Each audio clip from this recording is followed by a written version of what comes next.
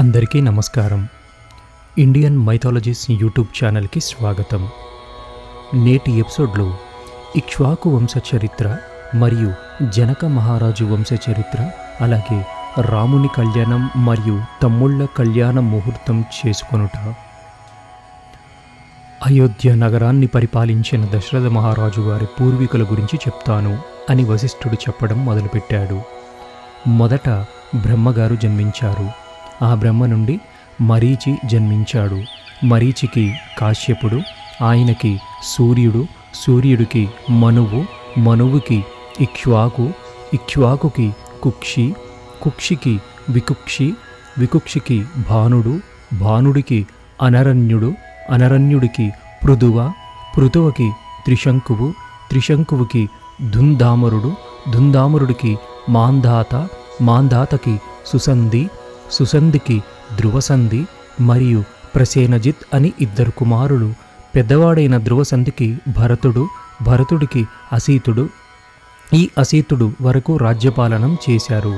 ఈ అసీతుడు హైహైవ, తాళజాంగ, శశబింద్వ అనే వంశాల వాళ్లతో యుద్ధంలో ఓడిపోయాడు.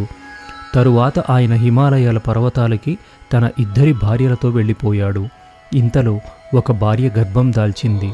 మరొక భార్యకి సంతానం కలుగలేదు. వేరొక భార్యకి సంతానం కలుగుతుందని ఇంకొక భార్య ఆమెకి విషప్రయోగం చేసింది.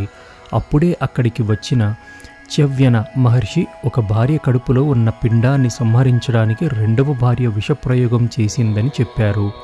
విషప్రయోగం జరిగిన చావకుండా ఆ విషంతోనే జన్మించాడు కనుక ఆ పుట్టినవాడికి సగరుడు అని, గరము అంటే విషం అని పేరు పెట్టారు. ఆ సగర చక్రవర్తి ఇద్దరి భార్యలలో ఒక భార్య కుమారులైన 60,000 మంది సగరులను కపిల మహర్షి భస్మం చేశారు. మరొక భార్య కుమారుడు అసమంజసుడు, అసమంజసుడికి అంశమంతుడు, అంశమంతుడికి దిలీపుడు, దిలీపుడికి భగీరథుడు, భగీరథుడికి కాకుత్సుడు, కాకుత్సుడికి రఘువు, రఘువుకి ప్రబుద్ధుడు. ఒకసారి ఈ ప్రబుద్ధుడు ధర్మం తప్పి ప్రవర్తిస్తే వశిష్ఠుడు ఆయనను శపించాడు. అప్పుడు ఆ రాజు తిరిగి వశిష్ఠుడిని శపిద్దామనుకుంటే ఆయన భార్య అడ్డుపడి కులగురువుని శపించవద్దు అనింది. కానీ అప్పటికే తన కమండలంలోని నీళ్లు చేతిలో పోసుకున్నాడు కనుక ఆ నీళ్లను తిరిగి తన కాళ్ల మీద పోసుకున్నాడు. అందుకని ఆయనను కల్మషపాదుడు అని పిలిచారు.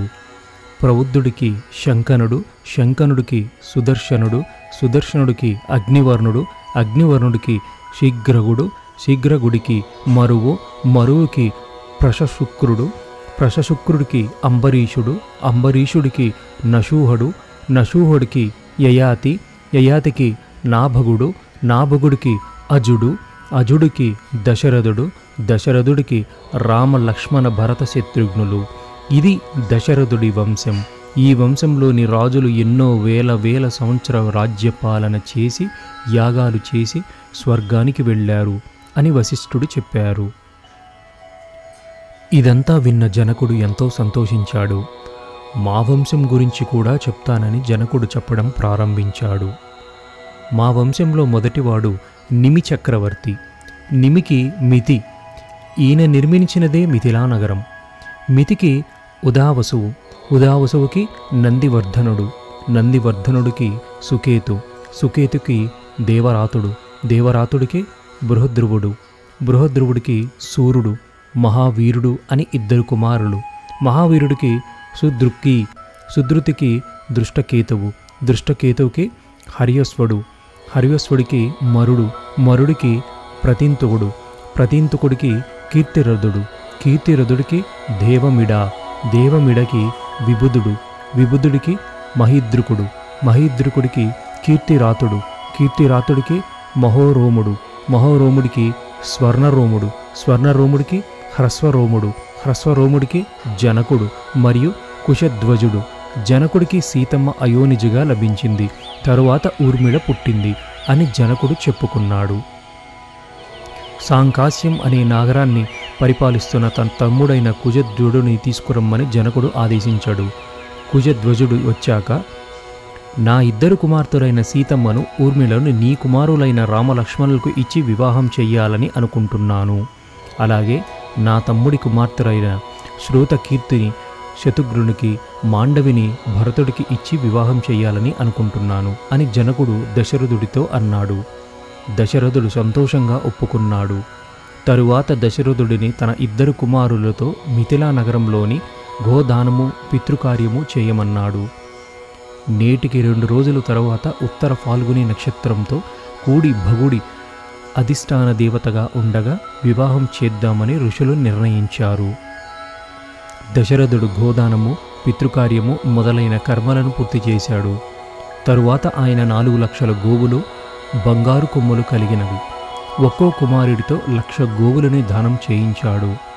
అలాగే బ్రాహ్మణులకి బంగారము వెండి దానం చేశాడు.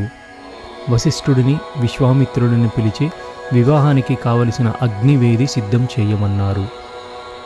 దశరథ మహారాజు కన్యాదానం పుచ్చుకోవడానికి బయట ఉండి జనక మహారాజుకి కబురు చేశారు. మిమ్మల్ని అక్కడెవరన్నా ద్వారపాలకులు ఆపుతున్నారా? దశరథుడు ఇంటికి జనకుడు ఇంటికి తేడా లేదు, మీరు తిన్నగా వచ్చేయండని జనకుడు అన్నారు. అగ్నివేది సిద్ధం చేశాక అందులో అగ్నిహోత్రాన్ని నిక్షేపించారు.